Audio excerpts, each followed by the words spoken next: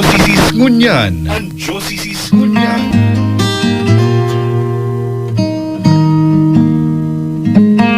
Ang Diocese Ngunyan. Ang Diocese Ngunyan.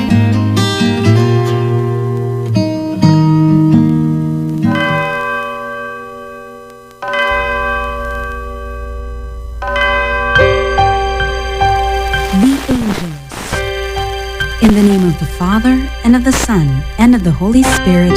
Amen.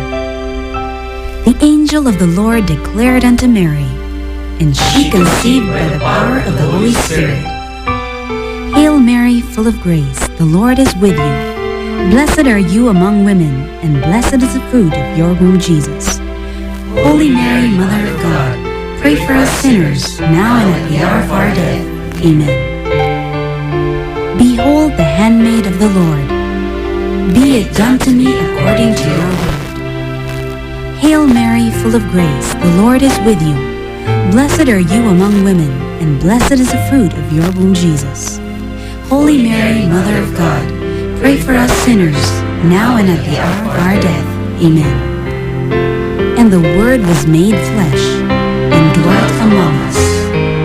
Hail Mary, full of grace, the Lord is with you. Blessed are you among women, and blessed is the fruit of your womb, Jesus. Holy Mary, Mother of God, pray for us sinners, now and at the hour of our death. Amen. Pray for us, O Holy Mother of God, that we may be made worthy of the promises of Christ. Let us pray.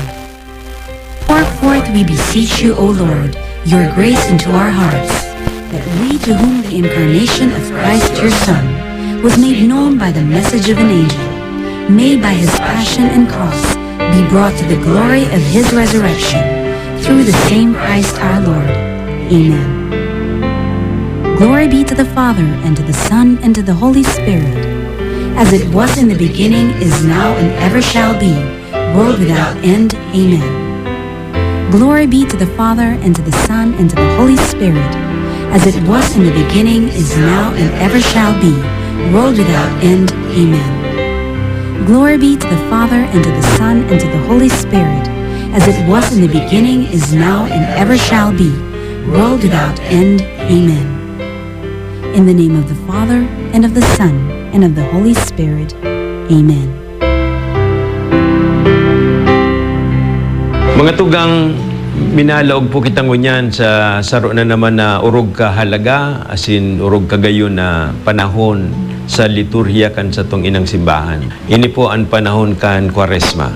Nagkakapira pong bagay ang gusto kong imbitaran sa Indo na sa tuyang gibuhon bilang pag-andam sa panahon na ini, asin kun pasain ining panahon na ini. Aram tamang po padago siguro na kitang mga Katoliko, kitang mga Kristiyano, paglaog kan panahon kan Kwaresma, nag-aandam kita para sa paghurup-hurup kan misteryo Pascualin sa tong kagurangnan. Asin ano po yan, misteryo Pascual na yan na inaapod. Iyo ini itong pagsakripisyo nin sa tong kagurangnan, sa kagadanan niya sa krus, asin sa sayang pagkabuhay liwat. Prayer is also about listening to God. And iyan po ang pigregalo sa to kaining panoning Kwaresma. Kaya, sa mga pigtataong oportunidad sa to, pagpanon kan Kwaresma, an santos ehersisyo sa pigaapod ta. Ano po yan? Holy Retreat. Ang iba sa to, minakuaning panahon, pag Sabado, maduman sa sarong monasteryo, sa sarong lugar na matuninong, as in Degribok, yan, we spend one day for prayer. Siyempre, paghurup-hurup kan sa tuyang buhay. Iya po yan ang regalo na itinataos sa tuya, oportunidad na inaalok na sa tuyang aprobitsaran kaining panahon ng Kwaresma. Importante ini, urog ng gayo sa tuyang panahon ngunyan, na maribok na maray. Kadakol kitang bagay na nahihiling asin inaatubang, mga eksperyensya na na-eksperyensyan, kadakol kita dapat na nanodan duman.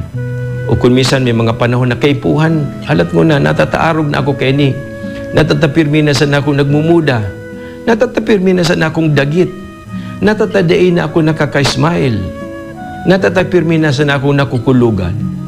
Hain itong ako na dating maugma, na aram kun sa maduman asin kung paano ato bangon an buhay, natatagarong ako na an uripon ngunyang kan mga bagay na nangyari sa ko.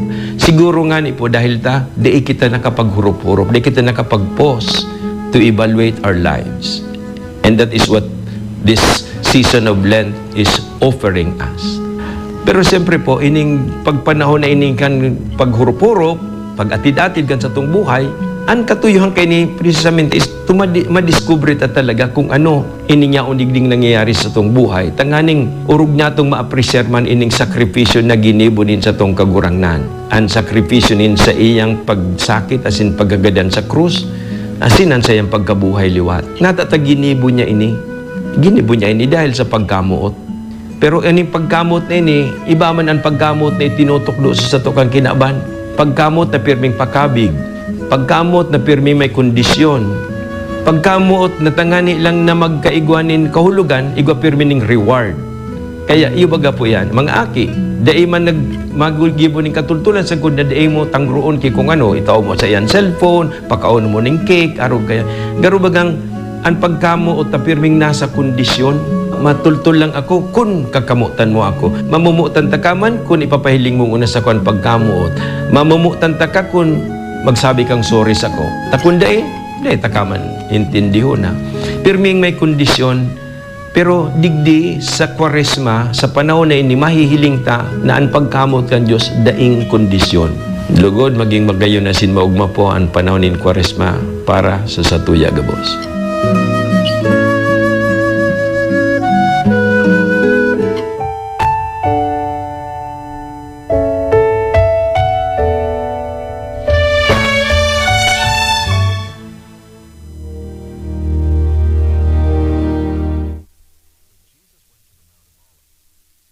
Spirit FM.